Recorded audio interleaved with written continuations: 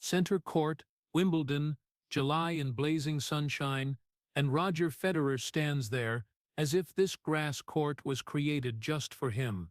8 Wimbledon titles, the record of the Open era, 20 Grand Slam titles, 103 ATP titles, 237 consecutive weeks as world number 1, a milestone once thought untouchable, 6 ATP Finals championships, Olympic gold in doubles in 2008 and silver in men's singles in 2012. He didn't just dominate one surface, he conquered every surface, grass, clay, hard courts, with an elegance that seemed almost at odds with the brutality of elite sports. He was named Laureus World Sportsman of the Year multiple times, featured on Time magazine's list of the most influential people in the world, and in the eyes of millions of Americans, he was the perfect model of an athlete without scandal, without drama, just pure class and respect. Every movement on court was like a brushstroke, every single-handed backhand a declaration of beauty and sport. For 2 decades, Roger Federer didn't just win, he redefined what winning could look like. But behind those gleaming silver trophies and endless standing ovations is another story, another life that few ever saw. For 20 years the world thought they knew him, the man who always smiled, always shook his opponent's hand, always walked with an almost superhuman calm. They didn't see the sleepless nights from knee injuries, the surgeries in 2016, then 2020-2021, that forced him to relearn how to trust his own body. They didn't see the pain of standing on center court in 2019 with 2 championship points in hand, only to watch it all slip away in breathless silence. They didn't see the pressure to always be perfect, never allowed to get angry, never allowed to break down, because his image had become a global icon. And while the public saw a legend, behind the family door was a father of 4 children, a husband trying to balance a grueling tournament schedule with ordinary family dinners. Roger Federer lived 2 parallel lives, one under the stadium lights, and one quietly battling time, his body, and himself, so the world would never see the cracks behind that flawless exterior.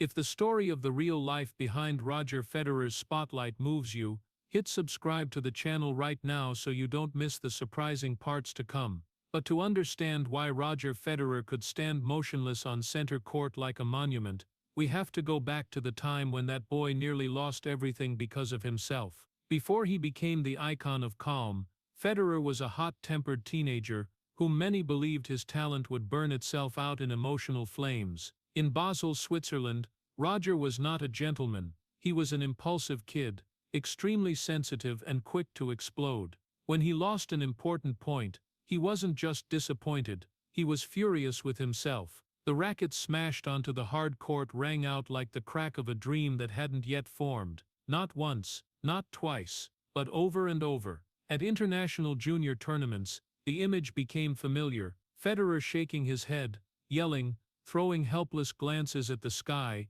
as if the whole world was against him. Coaches saw genius in every shot. The single-handed backhand already had a rare softness, ball feel as natural as instinct. But they also saw a dangerous weakness. He was too fragile emotionally. Too fragile emotionally.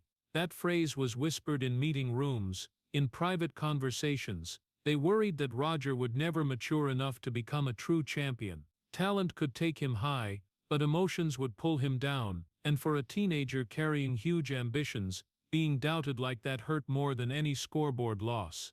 Federer feared one thing more than losing a match: being seen as a talented failure. He knew he had the gift. He heard everyone talk about his potential, but potential isn't titles. And every time he lost control, he felt like he was single-handedly destroying his future. Behind the anger was fear. Behind the racket smashing was the whisper in his head: if I don't change, I'll never become the person I want to be. When he moved to the Swiss National Training Center in Koblenz at 14, Roger left his family for the first time. He missed home, missed his mother's voice, missed the familiar warmth, but the new environment had no room for weakness. There, everything was measured by discipline and results. Losses weren't comforted with hugs. They were analyzed with video and stats, and Roger, with his sensitive heart, often felt lost amid that pressure. There were nights he cried, not from physical pain, but from exhaustion with himself. He knew he had to be stronger, but how do you control what's burning inside? Federer's emotions weren't arrogance. They were the impossibly high standards he set for himself. When he fell short, he didn't forgive himself. Roger's self-destruction wasn't loud like a scandal. It was quiet. It happened in every self-critical thought, in every disappointed look after a match. Many doubted him. Some said he was too soft. Some thought he'd always be a beautiful talent without the guts. And that cut deep into the self-respect of a teenager trying to prove he deserved it. Federer began to realize that if he didn't learn to control his emotions, he'd never control a match. Technique can be trained. Fitness can be improved. But the mind, that's the real battlefield. The turning point didn't come in one day. It came from repeated failures, from matches he should have won, from the disappointed looks of coaches, from the shame of picking up broken racket pieces. Roger began doing the hardest thing, looking straight at his weakness. He couldn't keep blaming the umpire, the court surface, bad luck. He had to accept that the biggest enemy was inside. Federer learned to take deep breaths before serving, learned to turn his back on mistakes instead of staring at them, learned to say positive things to himself instead of cursing himself. It wasn't a flashy change. No one gave him a trophy for it, but it was the foundation for every title that followed. Every time he didn't smash a racket was a small victory. Every time he stayed calm after a lost point was a step forward. Perhaps what makes this story so poignant is this: people often think Federer was born elegant. But that composure was built from the pain of a teenager who once feared he wasn't strong enough. He didn't just fight opponents across the net. He fought self-doubt, the obsession with perfection, the inner voice always demanding more. And it was in that battle that Roger's second life began to take shape. One life on the outside, where everyone saw the talent, and one life on the inside, where he struggled not to destroy himself. If Federer hadn't overcome that phase, there would be no 20 Grand Slams, no 237 consecutive weeks as world number one, no image of the gentleman standing still amid the emotional storms of classic finals. Most American fans love Federer for his elegance, but few know that elegance came at the cost of years of silent inner struggle. The boy once called too fragile learned to turn sensitivity into strength, turn fear into drive, turn anger into discipline. And when we look back at that journey, we realize something painful but hopeful. Talent isn't enough. Willpower is what keeps talent alive. Roger Federer didn't become a legend just because of the single-handed backhand. He became a legend because he didn't let that hot-tempered boy destroy his future. That was the first battle, and the most important one. The battle with his own emotions was only the opening chapter. The real blow, the shot straight to the young heart of Roger Federer, came in 2002. He was just 20 years old then, still young, still learning to be an adult, still standing on the fragile line between potential and reality. And then the phone rang. Peter Carter had died. Carter wasn't just a coach. He was the man who saw Roger when he was still a curly-haired, impulsive teenager. A former Australian player, calm and patient, he was the first to teach Federer that talent only matters when framed by discipline.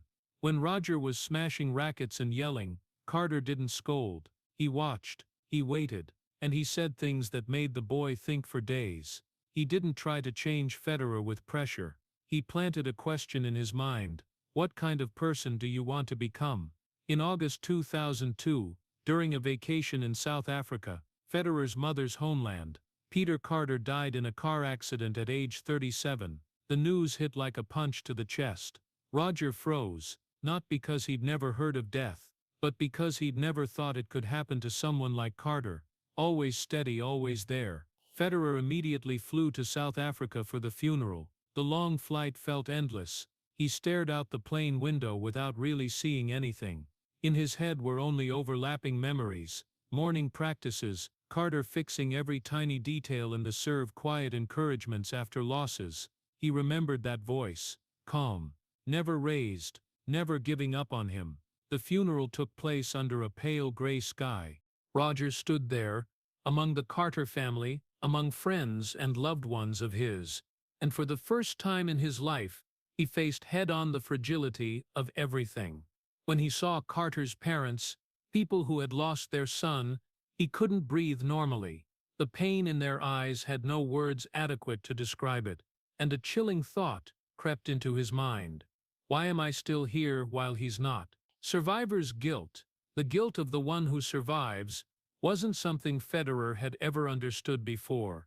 But right then, it gripped his chest tightly. He was still young, still healthy, still had an entire career ahead, while Carter, the man who had devoted part of his life to believing in him, had no chances left. In that moment, amid the wind and the prayers, Roger felt so small. All those junior losses, the racket smashes, the bursts of anger, suddenly seemed trivial.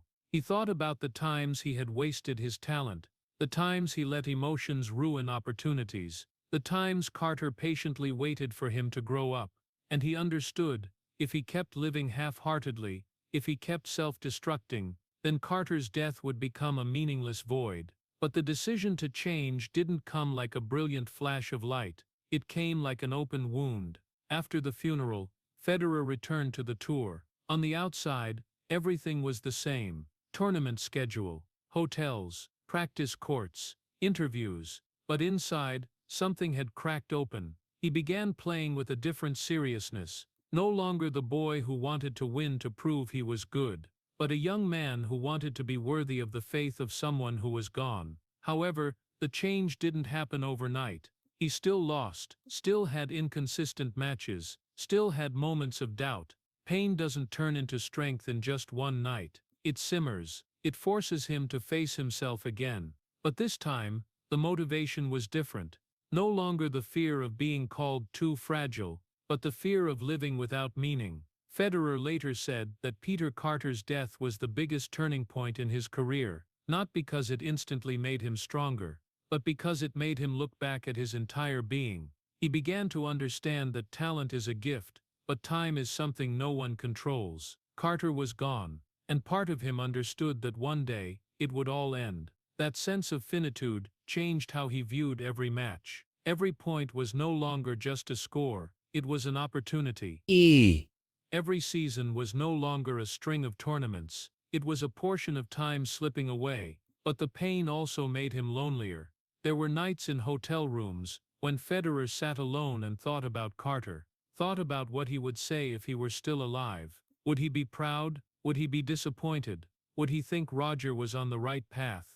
Those questions had no answers, and it was that very silence that made him mature. In 2003, less than a year after the funeral, Roger Federer won his first Grand Slam at Wimbledon. When he knelt on the grass after the victory, many saw a young player moved because his dream had come true, but inside him there was a different current. He thought about Carter, about the man who taught him that talent wasn't enough, about the man who was no longer there to witness this moment. The silver trophy gleamed in the London sun, but in his heart there was an emptiness. That was the price of growing up. Peter Carter wasn't just part of the past. He became a living reminder that life can change direction at any moment. And every time he stepped onto the court, Federer carried that memory like a silent promise. I will not waste this chance. But understand this clearly. The pain doesn't disappear just because success arrives. It stays, quietly, reminding him of the fragility of everything. And it was from that very crack that Federer's second life began to become clearer. One life competing in front of millions, and one life carrying the memory of the man who taught him how to become himself. That funeral shattered the hot-tempered boy of years past. But from the ruins, a different person began to form. Not perfect, not invincible, but someone who understood that every shot wasn't just to win, but to be worthy. Wimbledon 2003 wasn't just a victory. It was the moment a 21-year-old stepped out from the shadow of pain and straight into the blinding light of history. When Roger Federer knelt on the center court grass, hands covering his face, tears no longer held back, the world saw the beginning of a new era. But for him it wasn't just the first Grand Slam, it was a promise fulfilled, to Peter Carter, to his family, to the boy once called too fragile. Wimbledon made him a champion, but it also made him an icon. And an icon is no longer allowed to be weak. From 2004 to 2007, men's tennis belonged almost entirely to Federer alone. He dominated in a way that made everything look deceptively easy. 11 Grand Slam titles in 4 years, 237 consecutive weeks as world number one, a record once thought untouchable. Grass-hard courts, even clay, once considered someone else's domain. He still appeared as an unavoidable force. American media began calling him the most complete player ever, the most complete player of all time. The fluid serve, the single-handed backhand like an artist's stroke, footwork so light it barely touched the ground, and most importantly, an almost supernatural calm. But that very perfection became an invisible cage. When you climb to the top so quickly, you don't have time to prepare for the loneliness up there. Federer was no longer the young man trying to prove he was worthy. He was the king, and a king is not allowed to doubt, not allowed to tremble, not allowed to have a bad day without questions being raised. Every loss now wasn't just a personal failure, it was a major headline. Is Federer declining? Has he lost his edge? At an age when many other players were still learning, he had to defend a crown. The pressure to stay number one is completely different from the pressure to reach it. When you're climbing, everyone cheers. When you're at the top, they wait for you to fall. Federer began to feel that in every press conference, in the eyes of opponents, those who stepped onto the court no longer with admiration, but with the hunger to defeat the king. He could no longer play as a challenger. He had to play as a standard. And a standard is not allowed to be weak. There were nights after matches, when the hotel was quiet, Federer sat alone and stared at the ceiling. Trophies piled up in the glass case, but peace of mind was nowhere to be found. He began to realize a painful paradox. The more he won, the further he drifted from that initial sense of freedom. Tennis had once been pure joy. Now it was duty, expectation, a legacy being written day by day. People think domination means ease, but Federer's domination was built on iron discipline and emotional control to the point of harshness. The boy who once smashed rackets now had to swallow every burst of anger, had to smile even in painful defeat, had to answer interviews with perfect calm. The gentleman image became a brand, and that brand allowed no cracks. In America, he became the face of elegance in sports. Sponsors came knocking, talk shows invited him. He wasn't just a tennis player, he was a cultural icon. But amid the transcontinental flights, the photo shoots and events, he sometimes felt like he was playing the lead role in a story, with no time to breathe. Loneliness at the top isn't loud. It's not like the pain of failure. It's quieter. It comes when you realize very few people understand the pressure you're carrying. There's no team locker room full of laughter in tennis like in other sports. No one to share the burden on court. When the hotel room door closes, you're left with only yourself. Federer began learning to live with that loneliness. He married Mirka in 2009, but during the dominant period of 2004 to 2007, he was still building his personal life amid the whirlwind of fame. Those around him saw the glory. They didn't see the moments he wondered, how long can I keep this up? Because in elite sports, time never stands still. And every day you're at the top, you know someone out there is training to take your place. That feeling was both a driving force and an obsession. Federer wasn't just competing against opponents. He was competing against his own expectations, against a legacy that was growing too fast. At 25-26, he was already being mentioned in debates about the greatest of all time. It sounded glorious, but it was also a burden. Because when you're called perfect, every flaw becomes unacceptable. And so he kept smiling, kept winning, kept maintaining the flawless image. But deep inside, the boy who once stood under the gray sky of a funeral was still there, reminding him that everything could change in an instant, reminding him that the crown wasn't permanent. And perhaps because he had tasted loss so early, Federer understood that domination wasn't just a string of titles. It was the ability to stand firm under soul-crushing pressure. From 2004 to 2007, the world saw a king. But behind the crown was a young man learning to live with the loneliness of perfection. But every empire, no matter how glorious, needs a force strong enough to challenge it. And for Roger Federer, That force was named Rafael Nadal. At first Nadal was just a long-haired guy in a sleeveless shirt, showing up on clay courts with top-spin power that made everything look like it defied physics. But very quickly, he became something Federer couldn't control, a recurring tragedy. Roland Garros was the obsession. Federer had it all: technique, intelligence, elegance. But on the Paris clay, where the ball bounced high and time stretched an extra beat, Nadal turned every shot of his into physical torture. French Open Final 2006, loss. 2007, loss. 2008, a defeat more painful than any, almost a complete demolition.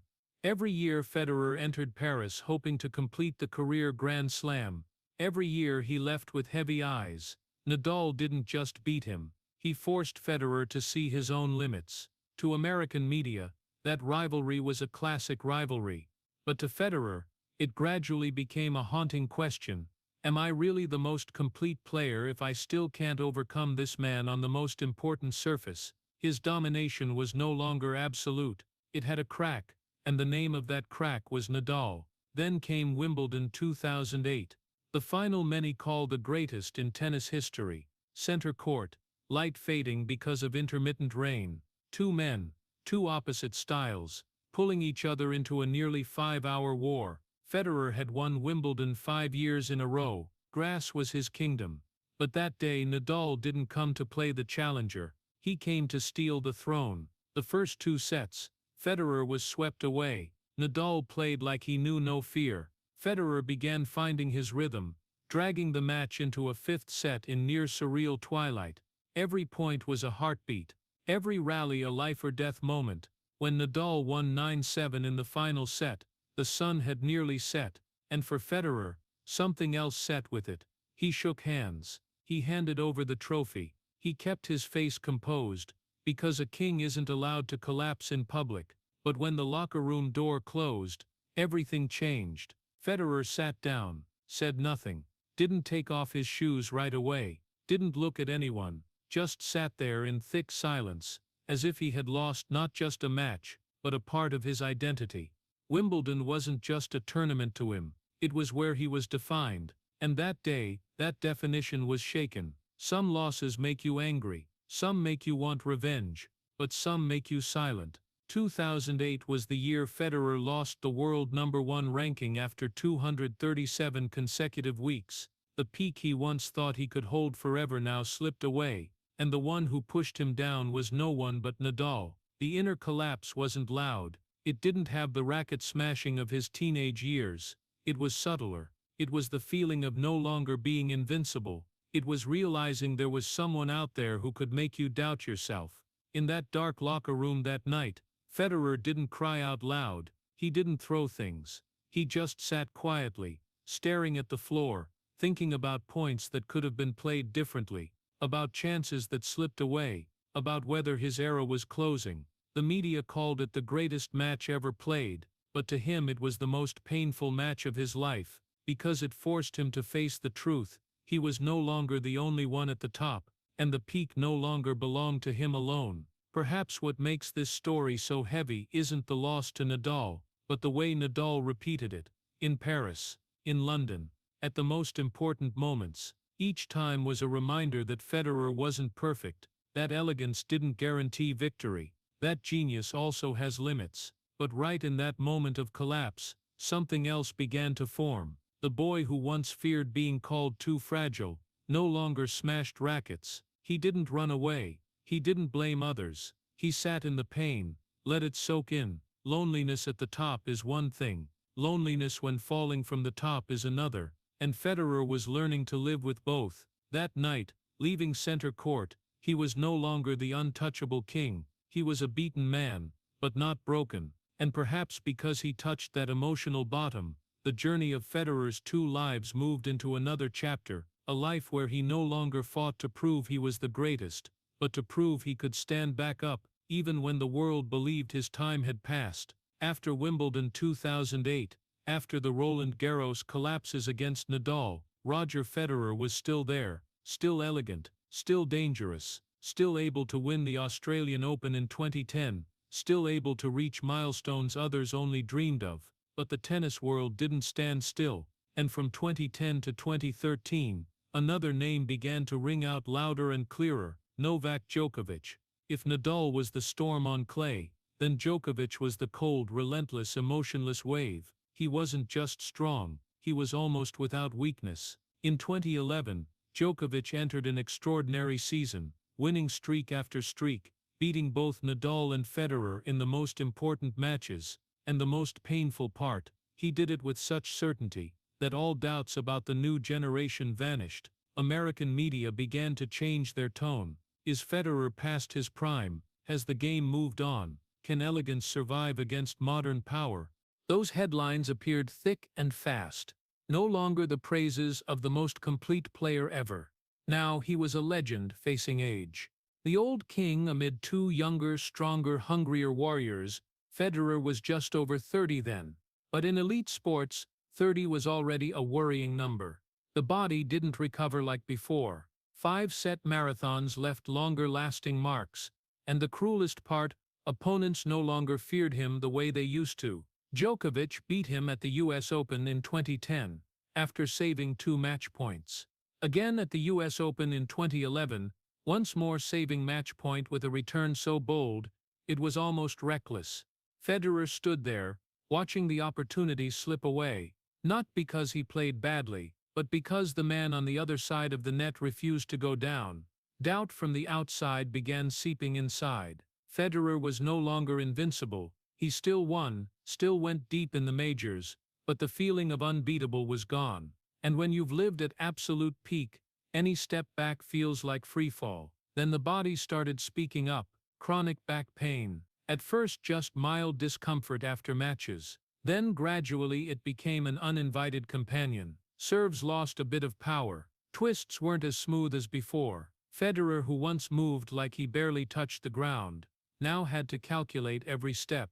There were mornings he woke up and took several minutes just to stand straight. That was the terrifying moment, not because of the pain, but because it reminded him that time negotiates with no one. 2013 was the toughest year in Federer's career. He fell out of the top 4, lost early at Wimbledon, once his kingdom, lost at the US Open to opponents he would have beaten easily before. The media no longer asked gentle questions. They said it outright: Federer is done, finished, one short word.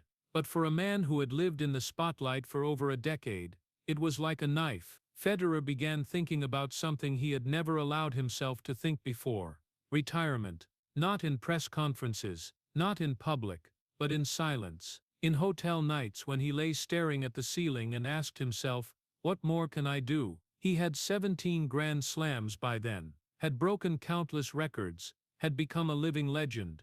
If he stopped, no one could blame him. Many even thought it would be the most graceful exit. But one thing made him hesitate. He wasn't ready to leave the court feeling pushed out. There's a difference between choosing to leave and being forced out by time. And Federer, with all his pride, didn't want to be knocked out of the game. Yet the doubt was still there. Am I being stubborn? Am I dragging out something that no longer belongs to me? Is reputation holding me back? Or love for tennis? Mirka saw that inner struggle. His family saw the exhaustion in his eyes. But Federer didn't want to complain. He didn't want to play the tragic hero. The most painful thing wasn't losing. It was the feeling of no longer controlling his own story. From 2010 to 2013, the world began talking about the big three instead of the Federer era. Djokovic and Nadal split the big titles, and Federer, once the center, now seemed pushed to the edge. Loneliness at the top is one kind of loneliness, but loneliness when being doubted is heavier still. Federer had once learned to live with the pressure of holding the crown. Now he had to learn to live with skepticism, and in silence, he faced the biggest question of his life: do I still have the hunger? Retirement isn't failure, but for someone who once fought not to be called too fragile, leaving because he wasn't strong enough anymore was hard to accept. So amid the chatter, amid the back pain, amid the unfamiliar losses, Roger Federer stood at a crossroads. One path led to a peaceful end. One path led to another battle, perhaps even more painful. And for the first time in his career, he wasn't sure which way he would choose. But deep inside, there was still a small voice. The voice of the boy who once stood under a gray sky at a funeral.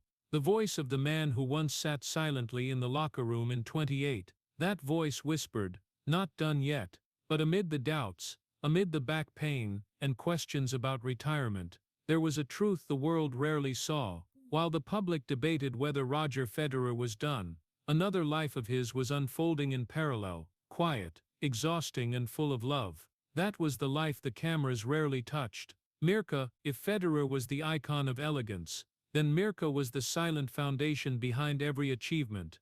They met at the Sydney Olympics in 2000. She was also a professional tennis player, strong, spirited, who understood the pressure of the tour. But persistent injuries forced Mirka to give up her career when she was still very young. No glorious farewell, no big titles, just a quiet decision. She chose to leave the court, and chose to stay by his side. When Federer entered his dominant phase, Mirka was there, not as a glamorous wag in the stands, but as the only one who truly understood how losing a match could wreck his mood.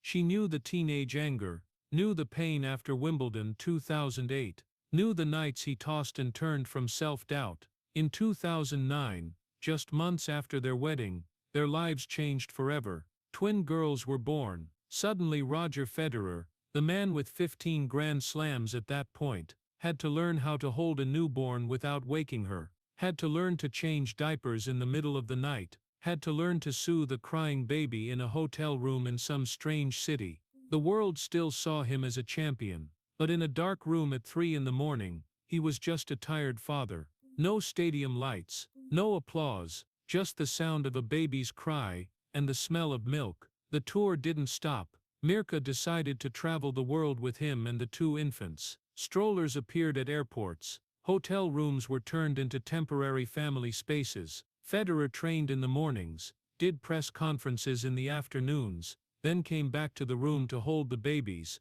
rock them to sleep, change diapers. He didn't get enough sleep. There were nights when he only caught a few hours of sleep.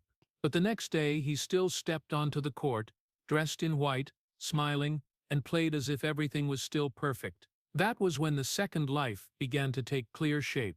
One life on the global stage, where he was a legend. One life behind closed doors, where he was a man trying not to let his family collapse amid the relentless grind. In 2014, twin boys were born. 4 children, 4 laughs, 4 heartbeats depending on him. Federer once said, he didn't want to be an absent father. He didn't want his kids to grow up only seeing him on TV. So the family kept traveling with him on tour. Transcontinental flights were no longer just a tournament schedule, they were the migration of an entire small family. Can you imagine that? A tennis legend, whose form the media was questioning, simultaneously making sure 4 little kids were fed enough, slept enough, stayed safe across different time zones. The tragedy here wasn't loud, no scandal, no public tears, just accumulated exhaustion, trying to keep 2 worlds from crashing into each other.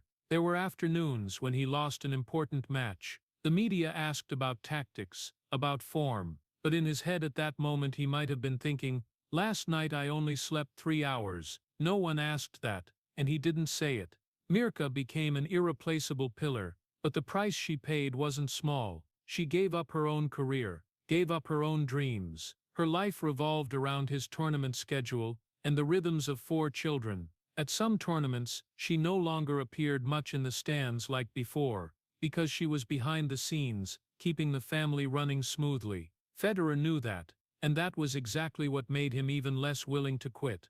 When the world started doubting him during 2010 to 2013, his motivation wasn't just titles anymore. It was responsibility.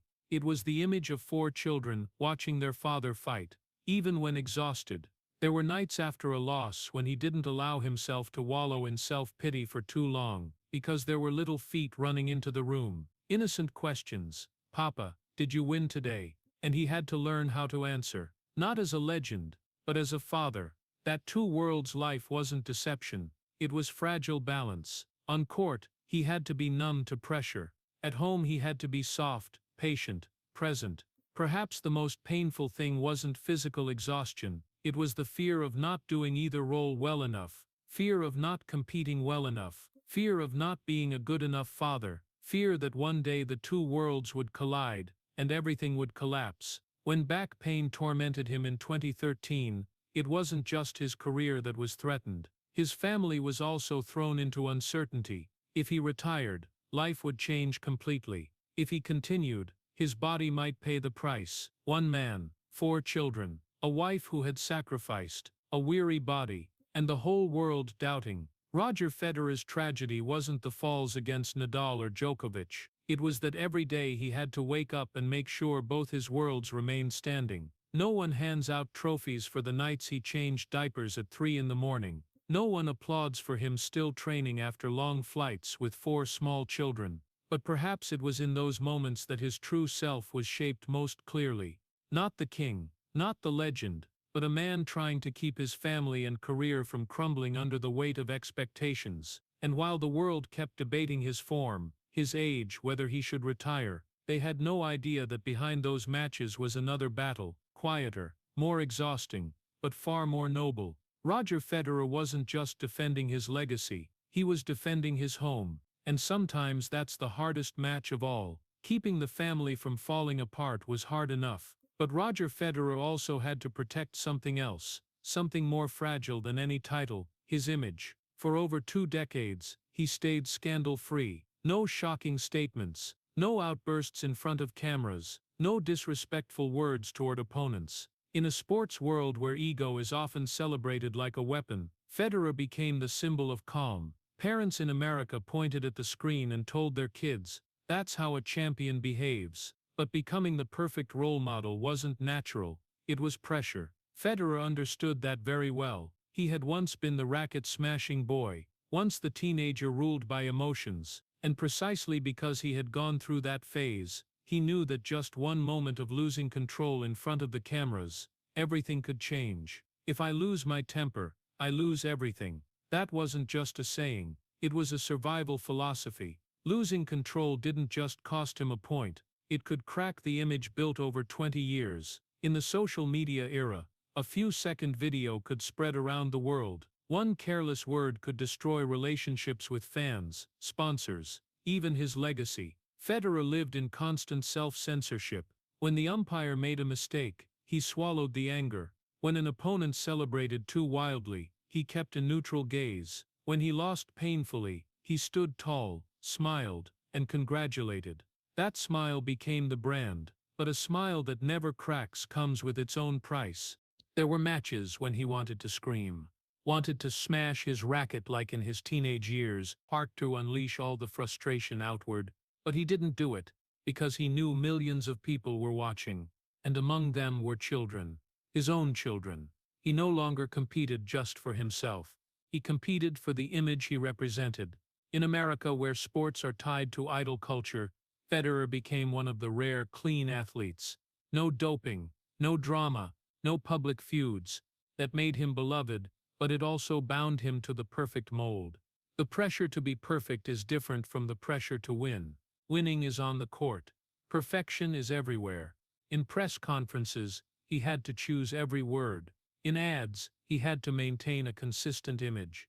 In his personal life, he couldn't afford a single slip-up.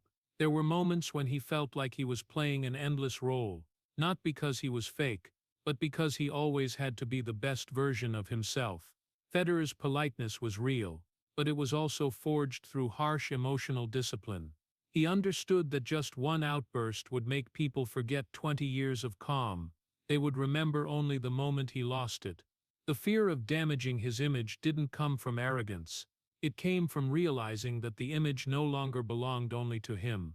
It belonged to the fans, to the kids wearing shirts with his name, to the brands that had placed their trust in him, to tennis history itself. And so Federer learned to live with that invisible armor. There were evenings after a loss, when the cameras were off, that he allowed himself to feel sad for a few extra minutes. But even then he didn't want Mirka or the kids to see him completely collapse. He wanted his children to see a strong father, not a weary legend. Keeping the smile from cracking was sometimes harder than maintaining playing form, because form can be improved with training. But the image only needs one small crack to break. Federer once said he always tried to separate his real self from his public self, but that boundary blurred over the years. When you're loved for your elegance, you start fearing anything that could tarnish it, and that's the paradox of perfection. It makes you admired, but it also makes you afraid to be ordinary. While Djokovic could roar, Nadal could show raw intensity. Federer had to keep everything within limits, not because he was weak, but because he had chosen to become an icon. And an icon isn't allowed to crack. Perhaps the most tragic part of that journey is this: he learned to control his anger so well that many people forgot he had anger at all, forgot he had bad days, forgot there were moments he wanted to give up, but he never let them show, because he understood that once the image crumbles, everything else could shake too. And so Roger Federer kept smiling. On court, in press conferences, in commercials, under the gaze of millions. That smile wasn't fake, but it was held in place by iron will, because he knew in his world, losing composure didn't just mean losing a point, it could mean losing everything. And then after 2 decades of holding that uncracked smile, after all the times he swallowed anger and sadness inward, Wimbledon 2019 arrived like an unfinished destiny. Center court once again watched Roger Federer step into the final, 37 years old, 4 children in the stands, a body no longer young, but a mind still sharp. Facing him was still Novak Djokovic, the man who had become the persistent shadow of the later phase of his career. The match stretched nearly 5 hours. Every game was a nerve-wracking tug-of-war. The London crowd leaned heavily toward Federer. They wanted the fairy tale. They wanted the aging king to reclaim the throne one more time. They wanted to believe elegance could defeat time. And then that moment came. 5th set, 8-7. Federer serving, 40-15. 2 championship points. 2 points to end all doubts. 2 points to close every question about age. 2 points to write the greatest comeback chapter in sports history. Center court fell silent. No more noise. No one breathed hard. No one moved. Federer tossed the ball. Just one more shot. But Djokovic saved the first point, then saved the second too. No panic. No trembling. Just absolute coldness. In that moment, if you slow it down, you could see something rare in Federer's eyes. Not fear but stunned disbelief. Not because he played wrong, but because fate had once again turned away. The match dragged into the historic tiebreak of the final set, and when Djokovic won, the noise erupted like a wave. Federer stood there, no racket smash, no collapsing to his knees, no crack visible on his face. He walked over to shake hands, received the runner-up trophy, gave a brief speech, smiled. A reporter asked how he felt. He said, "It's fine, just that, it's fine." 2 words that sounded light as air. But inside, it wasn't. Inside was a tsunami locked away. 2 championship points. At Wimbledon. At 37 years old. Perhaps the last chance to prove once more that he had never truly left the peak, and it slipped away. Not because of an obvious mistake, not because of a complete collapse, but because of a fragile moment in a game where the line between glory and loss is just a few centimeters. In the locker room after the match, Federer didn't say much. No rage, no slamming doors, just the familiar silence, like in 28. He sat there, 37 years old, 20 years on tour. Millions of people believed he had just lost the greatest match of all time. But to him, it was something else. It was the feeling of touching history, then watching it vanish. He had prepared himself for aging, for the body weakening. But no one prepares you for the feeling of losing when victory was in your grasp. 2 points. Just 2 more serves. Some losses make you angry, some make you hurt, and some make you unable to sleep for months.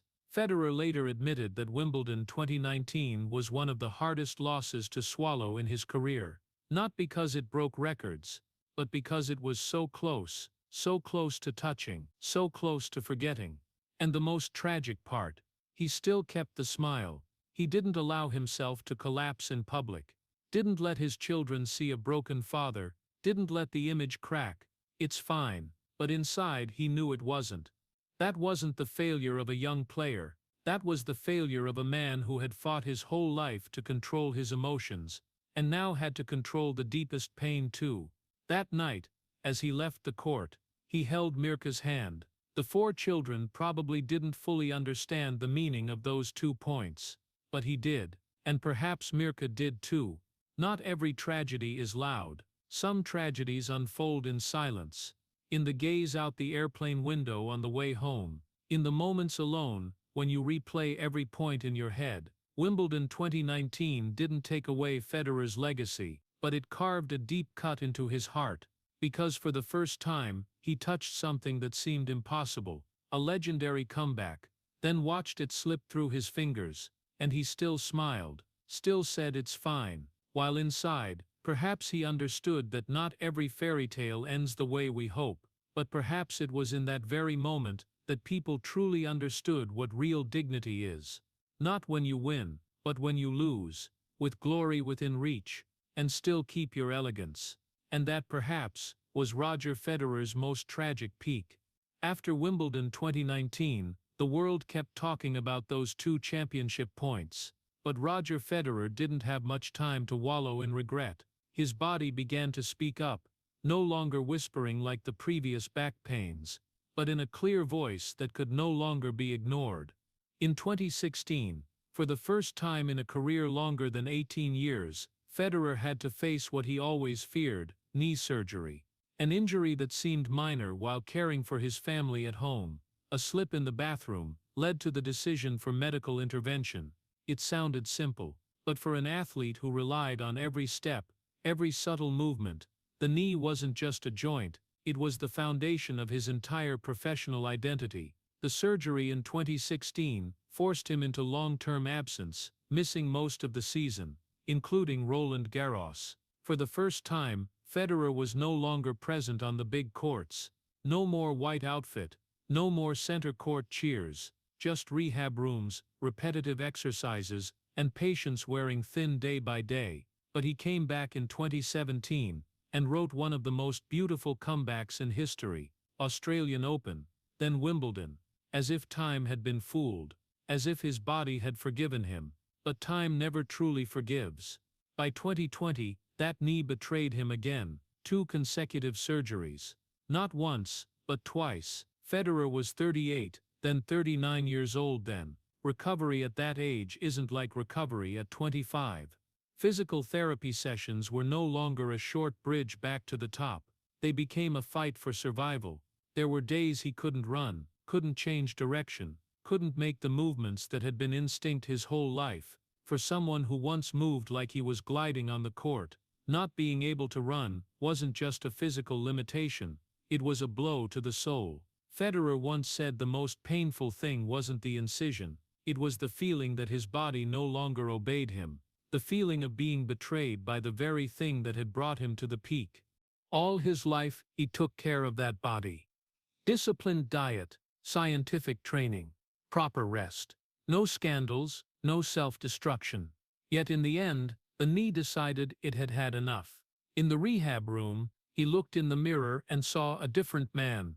Not the Wimbledon king, but a patient relearning how to run, one small step at a time, 1 centimeter at a time. And while he fought the dull ache, Nadal and Djokovic kept going. They kept winning Grand Slams, kept breaking records, kept pushing the greatest of all time race to new heights. Federer sat at home, watching on the screen. No longer the man at the center of the battle, but a spectator of the very era he once led. The tragedy of time doesn't come in one hard blow, it comes quietly. When you realize the younger ones are still running, while you're still learning how to walk. There were mornings he woke up and his knee was so stiff, it took several minutes just to stand straight. There were training sessions after which he had to ice for hours. The feeling of helplessness wasn't from lack of will, but because will can't change biology, and the old question came back. Is it time? Am I clinging to something that no longer belongs to me? Federer didn't want to leave, because he lost a match. But he also didn't want to leave because he couldn't move anymore. That difference was excruciating. When you lose because the opponent is better, you can accept it. When you lose because your body isn't strong enough anymore, that's pure helplessness. In 2021, he tried to come back. Wimbledon once more, center court once more. But the running steps weren't as smooth as before. The grace carried a heavier trace, and in his eyes people began to see the truth he tried to hide. This body had fought too long. It was no longer the story of Nadal or Djokovic, no longer the story of championship points. It was the story of time. Time didn't hate him. It just no longer stood on his side. Federer understood that, but understanding didn't make it hurt any less. Some athletes leave in blazing glory, some leave in noisy failure, and some leave because the body whispers that it's time. The knee betrayed him not with drama, but with slow, irreversible decline. And in those months of recovery, Roger Federer, the man who once controlled his emotions perfectly, who once held an uncracked smile, had to learn to accept a truth harder to swallow than any loss. He could no longer decide everything. His body, which had been loyal for 20 years, now had its own voice, and it was saying the time was near. The tragedy wasn't that he was getting old. The tragedy was that he still loved the game so much, still wanted to step onto the court one more time, still wanted to hear the ball hit the strings. But the knee whispered something else, and for the first time, Roger Federer was no longer fighting the opponent across the net. He was fighting time itself, and time this time wasn't letting him win. And then what many once thought would never happen, did happen. Djokovic surpassed the 20 Grand Slam milestone, then 21, then 22. The numbers once seen as Roger Federer's eternal wall began to shake, then crumble piece by piece. The record, the proof of an entire era he once held, no longer belonged to him. The sports world isn't loyal to the past. It's loyal to the numbers. And when the numbers change, the story changes too. American media, who once called him the GOAT, greatest of all time, began adding one word in front of that title. Former GOAT, former greatest. One short former, but enough to cut deep into the heart of the man who once stood at the top. No one said it with malice. No one deliberately tried to diminish him. But the truth was still the truth. The historical race had moved on. Without him, Federer didn't hold a press conference to rebut, didn't post long statements on social media, didn't try to join the debate. He stayed silent, silent in the way he always had. But that silence didn't mean there were no emotions. Imagine this: you spend 20 years building a tower with sweat, tears, discipline, and even your family's sacrifices. You once believed that tower was the tallest. And then one day, you stand outside, watching someone else add floors, then more floors, surpassing you. You can't run up to keep building. Your knee won't allow it. Time won't allow it. You can only stand and watch. Djokovic kept winning Grand Slams in Melbourne, in Paris, in New York. Nadal didn't stop right away either. The who is the GOAT debate no longer placed Federer at the center anymore. He became a part of the past story. Not because he got worse, but because the others kept going. Perhaps the most painful thing wasn't being surpassed. It was being surpassed when you no longer had the chance to fight back. If Federer were still at his peak, if his body still allowed it, perhaps he would have stepped onto the court and fought to the end. But at that point, he was recovering, struggling with his knee, learning to accept that every running step had its limits. On TV, he watched finals where he used to be the main character. The crowd still mentioned his name, commentators still compared, but he was no longer there. The feeling of being replaced isn't loud. It doesn't feel like being eliminated from a tournament. It feels like standing on the sidelines as history passes you by. Federer never said he had to be the greatest. He always dodged that question. But no one can live in that debate for 2 decades and remain completely unmoved. When people started writing, "Djokovic is now statistically the greatest," Federer read those lines with outward calm. Inside it was different. Not jealousy, not hatred, but a very human sadness. The sadness of realizing his chapter had closed, even though his heart still wanted to write a few more lines. He never publicly argued about the numbers. He still sent congratulations, still shook hands, still showed respect. But behind it all, there was an undeniable truth. The feeling of being replaced always hurts, especially when you were once the center of an entire era. Some people leave while still holding the record. so the memory isn't disturbed. Federer didn't have that choice. He watched his records being broken while he was still trying to recover. The tragedy of time kept repeating, not just his body leaving him, but history moving on too. Yet what was astonishing was he didn't become bitter. No veiled statements, no defensiveness, just serene silence. Because perhaps, after everything, Federer understood something very few legends do: greatness isn't just in the numbers, it's in how people remember you. Numbers can change, but the memory of those single-handed backhands on Wimbledon grass, of the uncracked smile, of the way he walked on court, those things no one can surpass. And while the media debated the new GOAT, Federer chose to spend more time with his family, chose to stand in the stands like an ordinary spectator, chose not to join the race his body no longer allowed. The pain of being replaced was real, but he didn't let it turn into bitterness. Perhaps that was his final victory, because when history passed by, he didn't try to cling to it.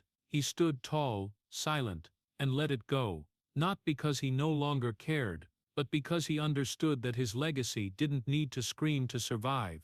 And even if the world called him former GOAT, in the hearts of millions, especially those who grew up with his era, Roger Federer would never be former anything.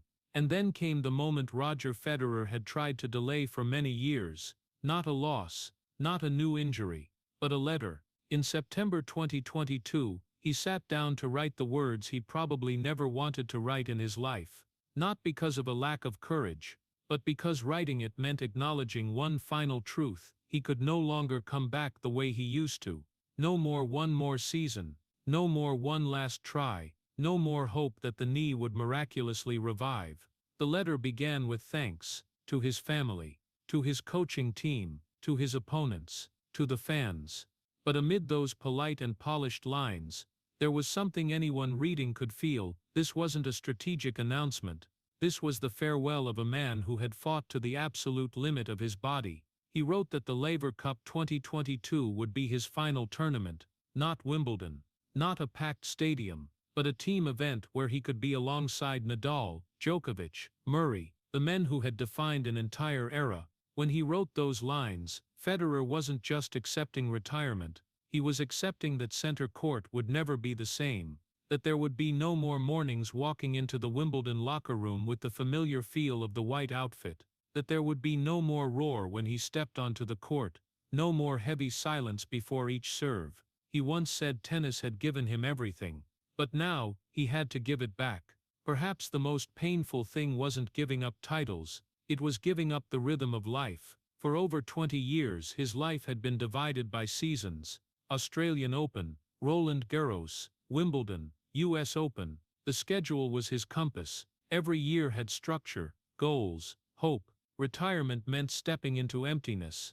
No more locker rooms, no more dawn practices, no more press conferences after wins or losses. Just one quiet question: who am I when I'm no longer an athlete? When the letter was released, the world responded with near universal respect. No controversy, no mockery, just gratitude.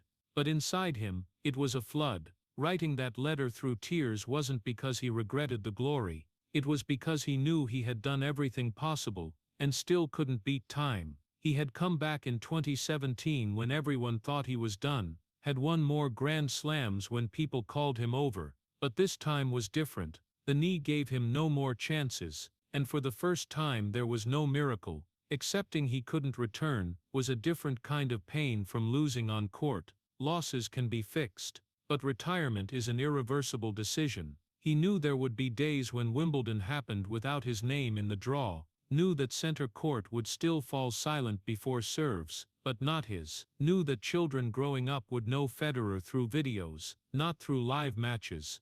That is the tragedy of every legend, having to accept becoming a memory. But if there was anything that made that letter noble, it was its honesty. He didn't blame anyone.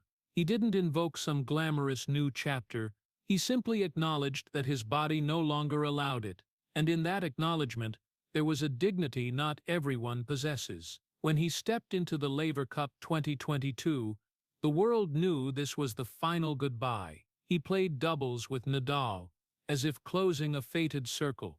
Two rivals who once tore each other apart on clay and grass now stood on the same side of the net. When the match ended, he cried. No longer the uncracked smile. No longer "it's fine." Just a man letting the tears flow freely, because this time there was nothing left to protect the image, nothing left to prove, only love for the game, and gratitude. The letter he never wanted to write closed one chapter, but it also showed the final thing he had always demonstrated for 20 years. Elegance isn't the absence of pain. Elegance is knowing how to leave when the time has come. And when Roger Federer put down the pen, he was no longer a professional tennis player, but he remained the man who had lived 2 full lives, on the court and behind the family door, and never let either one completely collapse. Center court will go on. New champions will emerge. But one thing will never change. There will never be another afternoon quite like the one when Roger Federer stepped onto the court, smiled, and made the whole world fall silent. The Laver Cup 2022 wasn't a grand slam. It wasn't Wimbledon. It wasn't a 5-set final night. But for Roger Federer, it was the final stage. Not to prove anything, but to say goodbye. London O2 Arena.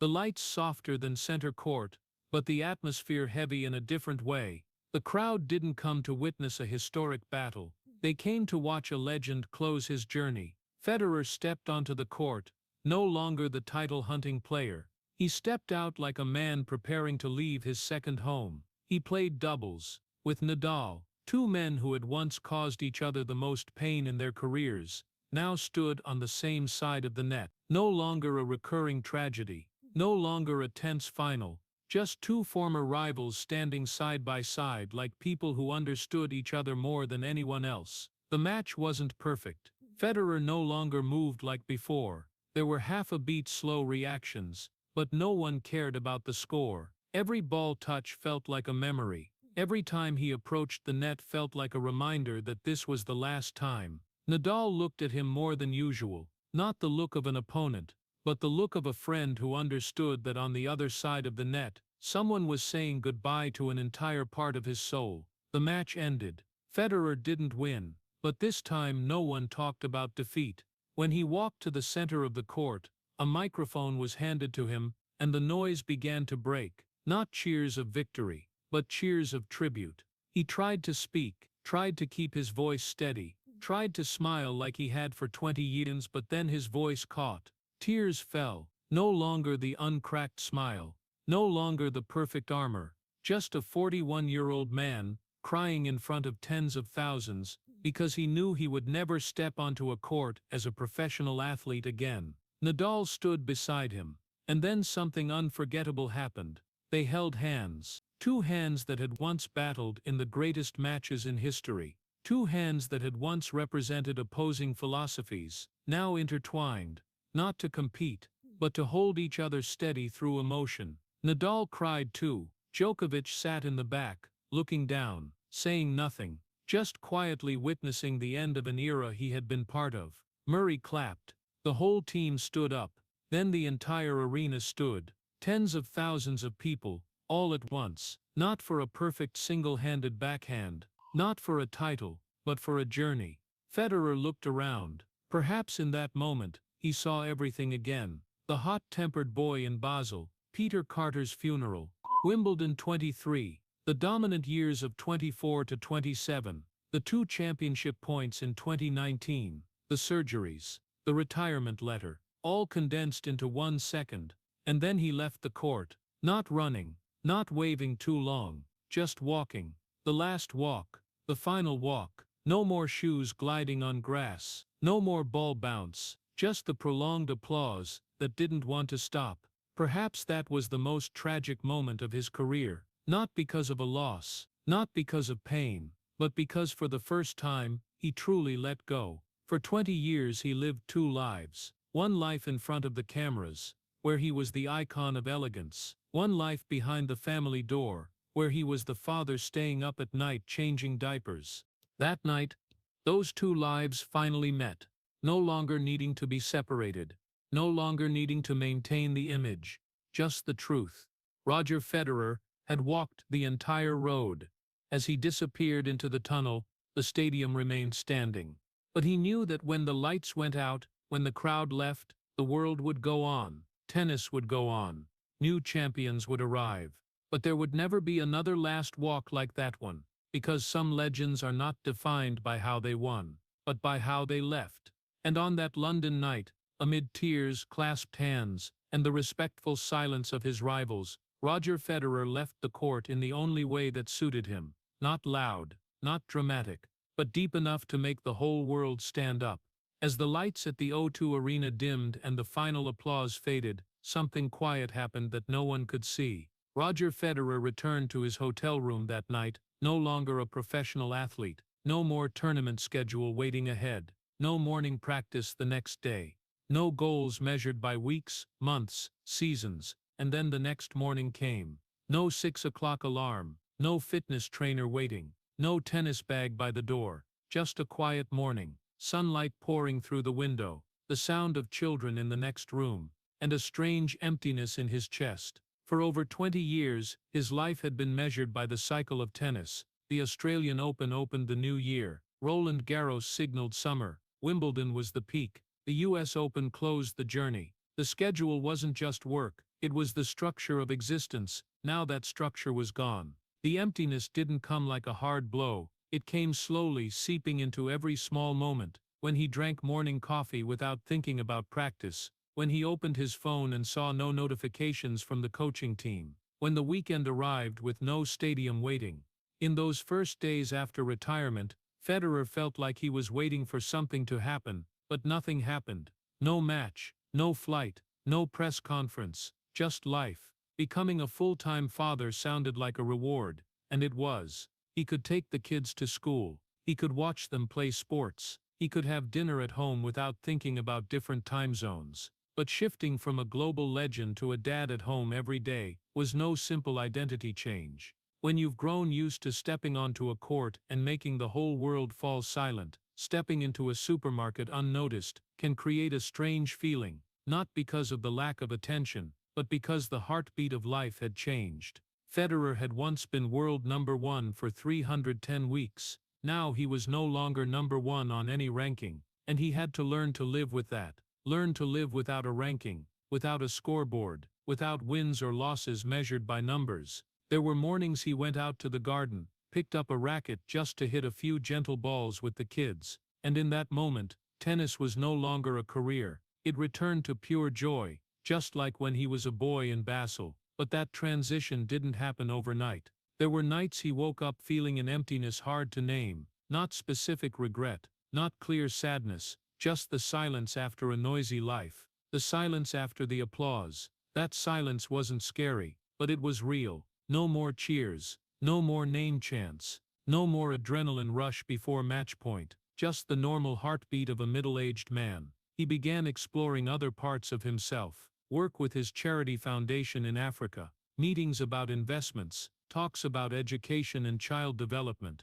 But even when busy, he knew he was building a new chapter, not to replace tennis, but to keep living without it defining him. Mirka stayed by his side, as in every other phase, but this time their roles shifted a little, no longer the wife following him around the world. Now they built more life at home together, quiet evenings, trips not tied to tournaments. The 4 children grew up.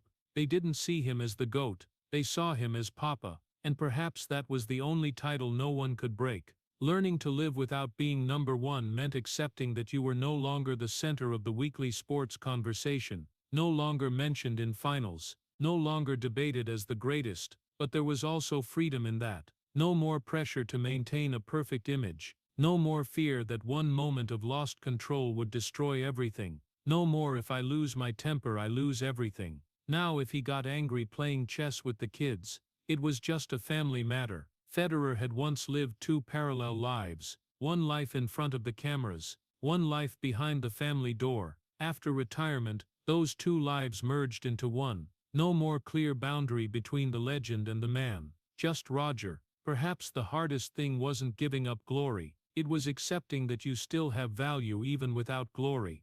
And in those mornings without training, in those days without a tournament schedule, Roger Federer is learning that, not through speeches, Not through new titles, but through presence, presence with his family, presence with himself. The silence after the applause isn't an ending. It's space for a human being to exist without having to prove anything anymore. And in that silence, perhaps for the first time in decades, Roger Federer no longer has to live two lives. He only has to live one, and that in a very different way is also a victory. After the final applause, after mornings without training, after learning to live without being number one thing remains, something not recorded on stat sheets, not mentioned in GOAT debates. It's the way Roger Federer lived for 20 years in two parallel worlds. One world under stadium lights, where he had to be perfect. One world behind the family door, where he wasn't allowed to collapse. Those two lives weren't deception. They were a fragile balance he held with sheer will. For 20 years, he didn't let his family fall apart. Didn't let transcontinental flights make his children distant. Didn't let Mirka become a faint shadow behind a legend. He stayed up nights changing diapers, then went out to compete the next day. He endured chronic back pain, but still sat reading stories to his kids. He wrote his retirement letter through tears, but the next morning still took the children to school like an ordinary father. That's greatness. No one scores. For 20 years, he also didn't let his image crack. No scandal, no controversy, no shocking statements, no public outbursts of anger. Some might say it was just media control, but controlling it for 2 decades is a form of endurance. Every painful loss to Nadal, every time Djokovic saved match point, every time a record was broken, he didn't smash rackets, didn't blame others, didn't make excuses. He just stood tall and smiled. That smile wasn't always easy. Wimbledon 2019 wasn't fine. The knee in 2020 wasn't fine. Being called former GOAT wasn't fine. But he still said it's fine. Not because he didn't hurt, but because he chose not to let the pain dictate how he appeared to the world. Some are great because they won a lot. Some are great because they changed the game. But there's another kind of greatness. The kind that makes people unable to see the cracks. Federer carried those cracks in silence, carried them through losses, through surgeries, through mornings without training, through watching Nadal and Djokovic keep writing history. He never tried to pull himself back with noise. No social media arguments, no attacks, no defensiveness. He just kept living his way. His legacy isn't just 20 Grand Slams, not just 310 weeks as world number one, not just 8 Wimbledons. His legacy is how he endured, how he learned from a hot-tempered boy to become a calm man, how he faced Peter Carter's funeral and chose to grow up, how he accepted being surpassed without becoming bitter, how he left when his body no longer allowed it, instead of clinging to the image. In an era where emotions are often laid bare publicly, where every slip is slow-motioned and analyzed, Roger Federer chose a different path.